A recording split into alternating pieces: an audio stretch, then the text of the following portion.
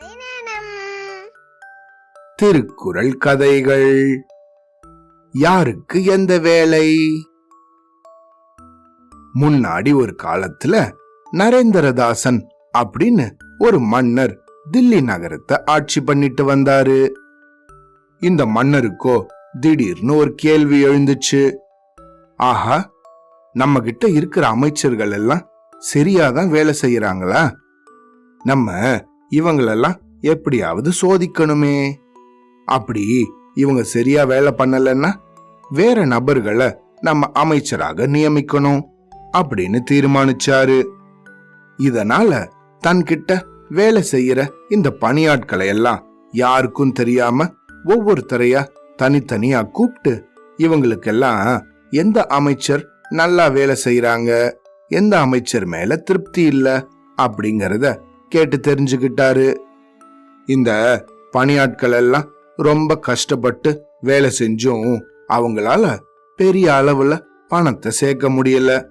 அது மட்டும் இல்லாம அவங்க நாட்டுல விலைவாசியும் கூட அதிகமாக இருந்துச்சு. காய்கறி பழங்கள் எல்லாம் கூட ரொம்ப அதிக விலையில வித்துக்கிட்டு இருந்துச்சு. இதையெல்லாம் மனசுல வச்சு இவங்க மன்னர்கிட்ட அவங்களோட பதில்களை சொன்னாங்க. இதையெல்லாம் கேட்டு தெரிஞ்சுக்கிட்ட இந்த மன்னரோ, ஓஹோ, மக்கள் எல்லாம் ரொம்ப நிதி நெருக்கடியில இருக்காங்க போல இருக்கு. அதனால நம்ம நாட்டோட நிதி நிலைமைய தான் நம்ம சரி பண்ணணும் அப்படின்னு முடிவெடுத்தாரு. அப்படி முடிவெடுத்தது மட்டும் இல்லாம யார நிதி அமைச்சராக போடலாம் அப்படின்னு சிந்திச்சாரு. ரொம்ப யோசனைக்கு அப்புறமா பரமேஸ்வர குண்டு ராவ் அப்படின்னு ஒரு நபரை நிதி அமைச்சராக தேர்ந்தெடுத்தாரு. ஆனா இந்த பரமேஸ்வர குண்டுராவுக்கோ அதுக்கு முன்னாடி நிதித்துறைய பத்தி எந்த ஒரு அனுபவமும் இல்ல. இது இந்த மன்னருக்கு தெரிஞ்சிருந்தும் கூட அவரையே நிதி அமைச்சராக நியமிச்சாரு. இப்படியே சில மாதங்கள் போச்சு. அப்புறமா திடீர்னு ஒரு தடவை பக்கத்து நாடு இந்த மன்னன் ஆட்சி பண்ண தில்லி நகரத்தை நோக்கி படையெடுத்து வராங்க அப்படின்னு கேள்விப்பட்டாரு. அடடா, நம்ம நாட்டு மேல பக்கத்து நாடு போர் தொடுக்க போகுதா? ஓஹோ, நம்ம உடனடியாக தயாராகணும் அப்படின்னு தன்னுடைய அமைச்சரவைய கூட்டினாரு. இந்த பாருங்க, நம்ம நாட்டு மேல பக்கத்து நாடு படையெடுத்து வந்து போர் தொடுக்க போறதாக ஒற்றர் கொண்டு வந்த செய்தி மூலமாக கேள்விப்பட்டேன். அதனால நீங்க எல்லாம் ரொம்ப சீக்கிரமா தயாராகுங்க அப்படின்னு எல்லாருக்கும் உத்தரவு போட்டாரு. மன்னர் இப்படி சொல்லி முடிச்சதும் இந்த அமைச்சரவையில இருந்த போர்க்கலைகள்ல சிறந்த தளபதிகள் எல்லாம் மன்னர்கிட்ட, அடடா மன்னா, இது என்னது, இது இப்படி சொல்லிட்டீங்களே, இன்னும் ஒரு மாசத்துல போர் வர போகுதா? நம்மளோட குதிரைப்படை, யானைப்படை, கப்பல்கள் இதெல்லாம் எதுவுமே தயாரா இல்லையே.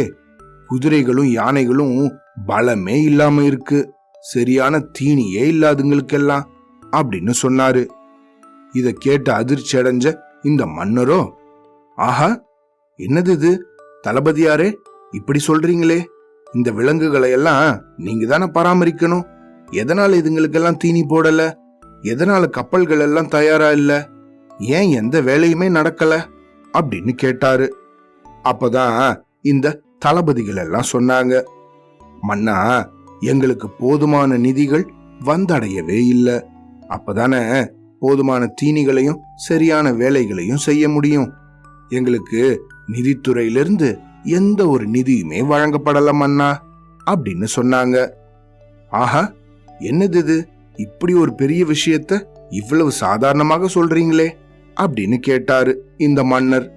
அதுக்கு இந்த தளபதிகளோ மன்னரை பார்த்து, மன்னா, சில மாதங்களுக்கு முன்னாடி நீங்க தானே இந்த நிதி அமைச்சரை புதுசாக நியமிச்சீங்க.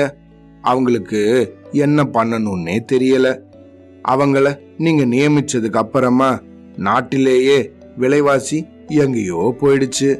அது மட்டும் இல்லாம எங்களுக்கு வர வேண்டிய இந்த நிதிகள் எல்லாம் சரியா வரதே கிடையாது மன்னா. அதனாலதான் எங்களால சரியான தீனிகளை இந்த விலங்குகளுக்கு போட முடியல அப்படின்னு சொன்னாரு.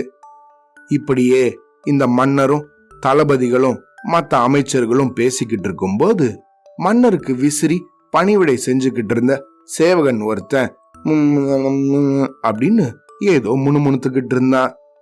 இத கவனிச்ச மன்னரோ அவனை தன் பக்கத்துல கூப்பிட்டு, என்ன என்ன விஷயம், ஏதோ சொல்லணும்னு நினைக்கிற போல இருக்கு அப்படின்னு அவனை பார்த்து கேட்டாரு. அதுக்கு அந்த சேவகனும், ஐயோ மன்னா, நான் எதுவும் சொல்லல மன்னா, என்ன வேலையில இருந்து தூக்கிடாதீங்க மன்னா, எனக்கு பயமா இருக்கு, நான் எதுவுமே சொல்லல அப்படின்னு சொன்னான்.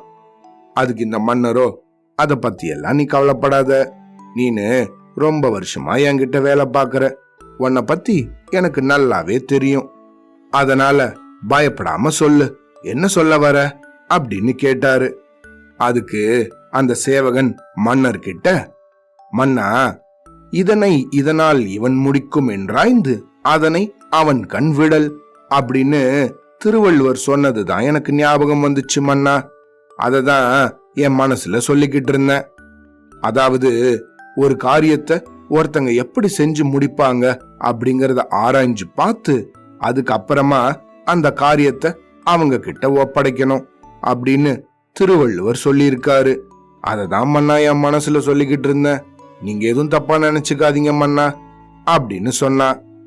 இப்படி தன்னோட சேவகன் அவன் கிட்ட சொன்ன இந்த திருக்குறளை கேட்டு, அடடா, எவ்வளவு பெரிய தவறு பண்ணிட்டேன் நானு, தெய்வ புலவர் சொல்லிட்டு போன இந்த திருக்குறளை நான் எப்படி மறந்தேன், தகுதி இல்லாத ஒருத்தங்களுக்கு போய் இவ்வளவு பெரிய பதவியை கொடுத்து நம்ம நாட்டையே இப்படி தவிக்க வச்சிட்டோமே அப்படின்னு வருத்தப்பட்டு தன்னோட தவற திருத்திக்கணும் அப்படின்னு நினைச்சாரு. அதன்படி அவங்க நாட்டிலேயே நல்லா சிறந்து படிச்ச நிதித்துறையில தேர்ந்த ஒரு நபரை புதுசாக நிதி அமைச்சராக நியமிச்சாரு. அப்படி நியமிச்சதுக்கு அப்புறமா சில மாதங்கள்லேயே அவங்க நாட்டு மக்கள் ரொம்ப மகிழ்ச்சியா இருக்கிறதையும் அவங்க நாட்டோட நிதி நிலைமை நல்ல ஒரு நிலைய அடைஞ்சதையும் இந்த மன்னர் பார்த்தாரு. அப்பதான் இந்த திருக்குறளை இந்த மன்னர் திரும்பவும் நினைச்சு பார்த்து சரியான நேரத்துல தன்னோட சேவகன் இந்த திருக்குறளை சுட்டி காமிச்சதையும் அவர் எடுத்த முடிவையும் நினைச்சு ரொம்ப திருப்தி அடைஞ்சாரு. அவ்வளவுதான்.